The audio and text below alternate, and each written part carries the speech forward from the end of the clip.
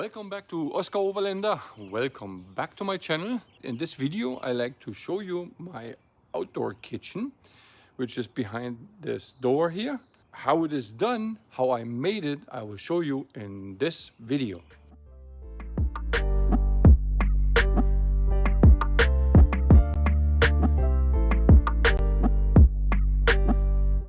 So since I have the doors done, the storage box doors, I feel the itch, despite I have to do more work inside, but I feel the itch to get on this outdoor kitchen. So I'm just motivated to do that at the moment, right? So there will be a tray in here, and then the oven right there. That is the oven right there. So what I'm planning to do here, make it as functional as possible. That outdoor kitchen, as you see, there is a gas bottle. We decided to go with that propane oven. I had the second thought about having everything on electric. I mean, we have for sure enough solar on the roof, but my second thought was not about having enough power in the battery bank. It's more about having a backup plan. A backup plan if something goes wrong with the electrical system. So if there's a total, let's say, blackout for some reasons, I still will be able with the propane to make hot water. Yeah, bake me a cake. I will be able to cook and yeah, survive, let's say. So that's actually, I changed my mind, going away from all electric to this backup, right, with the propane. And that's a 5 kilo bottle. That's really small. Is it 5 kilo? It is a, yes, it's a 5 kilo, so 11 pound propane. So I created this box so I can actually have two in there. As you can see, there is one, and there is the notch for the second, which this is taken. But anyway, the oven will be here, and then I have no countertop. So that's what I'm going to do. I will have a platform in there where the oven rests on it, and then a vertical, let's say, wall with a flip up table right there, so I can rest something on it. And also I will have a drawer system in there which you can pull out and then extend again another countertop. So that's the thought behind the whole thing, and I will get on it right now. So that's how far I am. This is actually the pull-out tray where the oven rests on. So that's the base. It's super light. You know, I'm trying not to add much more weight now for no reason. This whole thing will be stabilized with an aluminum plate. I'm not sure what I'm using. I'm trying to use all my scraps I have, you know, like I got everywhere some cut-offs. For example, I have here for my garage hedges a piece of frame I used for the side rails here. And I had a piece from my skylight, the skylight frame I made. I had a piece left over there as well, so that's the front. Just trimmed to size, you know, like trimmed that long leg off at the bottom. As you can see here, that's a long leg there. So yeah, that's what I'm using, just the scraps, and see how far I get. So yesterday I put that tray in already.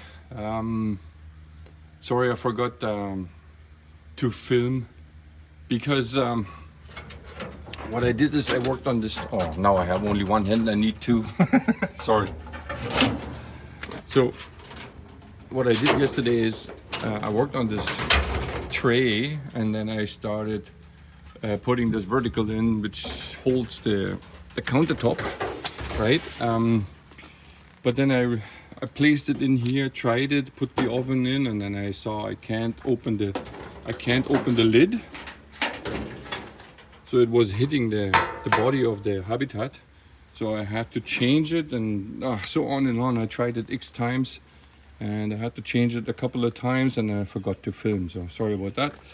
But what I did is now this is the tray which I have on film, and then I welded this vertical frame on there with a little stabilizer in the back, and I made that countertop. That's how far I am. Also with acrylic, I'm kind of obsessed with it now. Acrylic surface. So this is how far I am right now. And now I'm going on to this part here. This will be staying as a triangular open. I have no plans for that yet. But above here, I will have a drawer. And theoretically, the drawer is coming out. And then from there, I want to have another counter, like a countertop plate like this, underneath the drawer, which extends from the drawer. So it basically goes all the way out till here, and it will build a L-shaped kitchen. That's the plan. So that's where I'm at. I welded those side brackets together and attached the slides on it, the drawer slides. As next I have to create the drawer.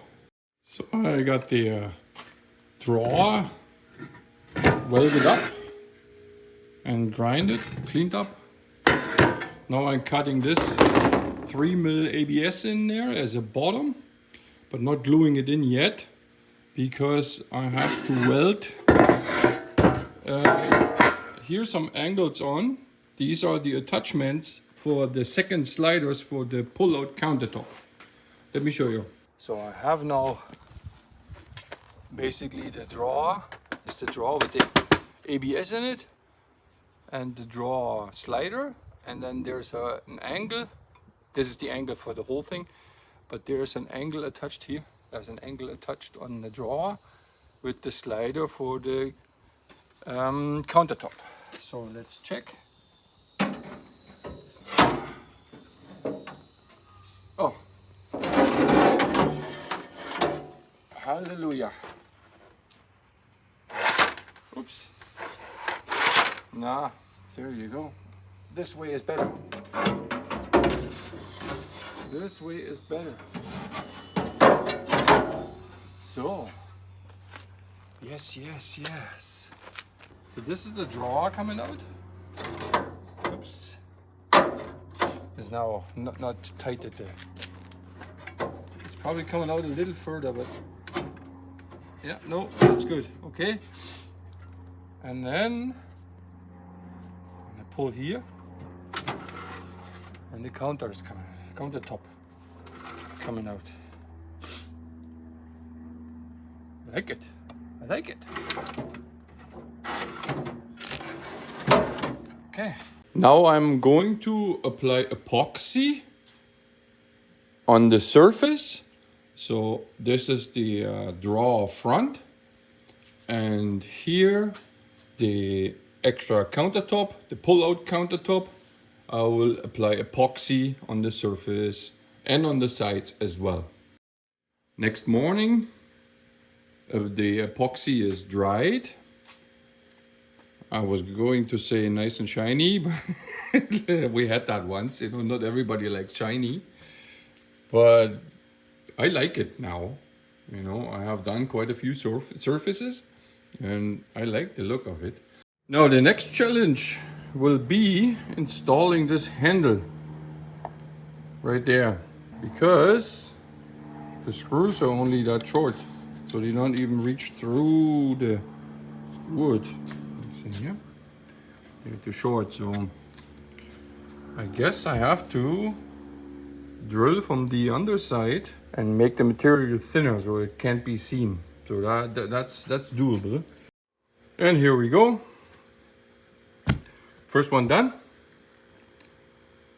Screws sunken in, no problem. It will be right against the drawer, the aluminum drawer, so it can't be seen later on. Done. Okay. easy task. But this one, I guess I need a cup of coffee first and think a little bit. So that's the countertop from the underside. That handle should go on here. That's the challenge. And therefore I have to probably, these are the original screws. They came with the handle. So if they penetrate that by 5mm, that's good enough to tighten that handle, or 5 or 6mm. I would be that far in. So basically I have to drill a hole like that, deep enough so I can fiddle that screw in there, a hole from there into that hole, and then fiddle that screw in there and then tighten the handle. So that's the plan. But the problem is that these screws are too short, because with that hole I will be so close to the edge that if I put force on this, I might break out that little bit, and then is the handle off and the front is broken out right there then, right? So I need to move the screw head back, means longer screws. And I have these. They are 35mm. They're, what are they? They are an inch and a quarter, inch and 3/8, something like that long.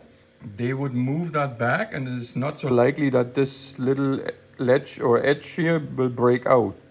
Better would be those. But to fiddle this thing in, I need to cut a hole out like that size, right? So that's too much, that's too good. So I will use these screws, but problem is, this is an M5, 5mm, and this is a 4. So I have to drill and retap the handle. This is a 4mm M4, and this is M5. It doesn't fit in there. So I have to retap them. Let's do it. So this challenge is done. So this is now M5 in here.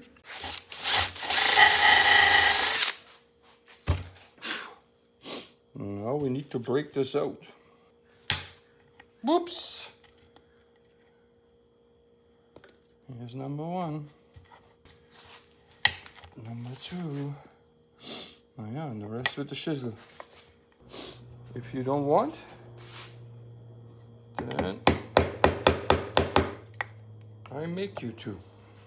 So I drilled through from the front now. I drilled from the front through, and I saw where I came out in that bigger hole, and I realized I have to go a little deeper with that one, and I did. And now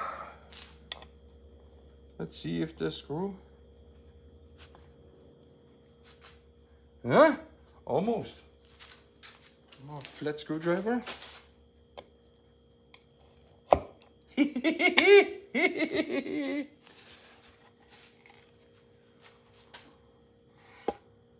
Here it is. Right there. That's how I planned it. Now, this is tight, installed, right in the front. Nothing at the top.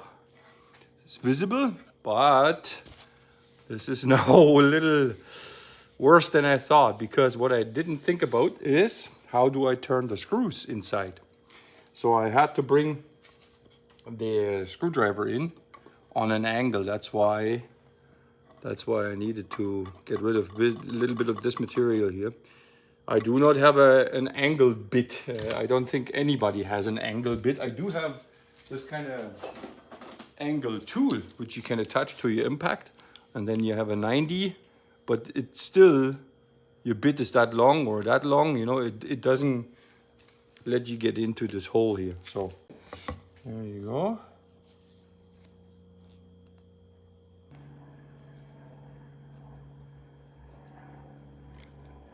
There you go. Collar keeps it in place. Hallelujah, what a mess. Now let's fill these things. There you go. Here as well. So I start to clean up now, and I want to show you how much mess these two little boards, the draw front and the second counter top, these are the cutoffs, and this is from planing it down. Like, I have to clean up the whole shop just because of these two little boards. So, now I drilled the holes in here, countersunk it from the back, and now we're putting some glue on it. I know the screws would be probably enough, but we want that to hold for the next 100 years. Now that goes on here, right there. Now the epoxy is probably pretty sensitive.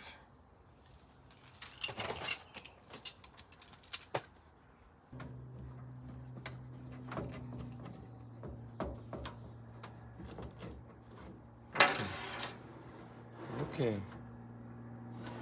Okay. Happy with that.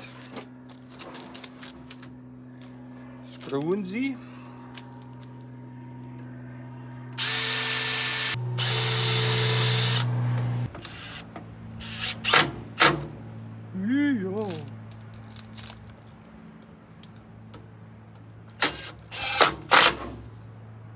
Do you know the fear? When you measured and still think there is a potential that the screw head's watching through the front. Let's get rid of this. Huh. Oh, okay. So part of the outdoor kitchen is also the hatch, because it provides a sheltering roof if I work on the kitchen, sheltering from maybe a slight rain or sunshine. So how you set it up? Come closer. Okay, so now the box is dust safe because of the seals, the rubber seals, the bulb gaskets. The way it is set up, here's the gas bottle. This oven here, we will talk about the oven in the next video. I will show how the oven works. This will be pulled out. This tray is still silver, but it will be powder coated black. So that's the only thing I have to powder coat here in the outdoor kitchen. Of course, the door, the lid as well. So, just to demonstrate what the setup looks like, this is the cooking top. Here is the actual baking area. Then I have a flip-up counter right here. I will turn the camera so you can see it. And I have a drawer here for utensils and an extended countertop, so I create a little L kitchen. That's what it looks like from the front. So I can work here on this countertop, I can work on this countertop, you know, and then cook here. If I don't need the drawer, I have just a countertop. So it's just a straight kitchen. For the water, I have, oh, you can see it, give me a sec. Here, on that wall here is a outdoor shower, which also I can use to fill a pot with water. Right? So that's very convenient, close by. So I hope you liked what you saw. Maybe this gives you an idea how to set up your kitchen, how you can build your own kitchen.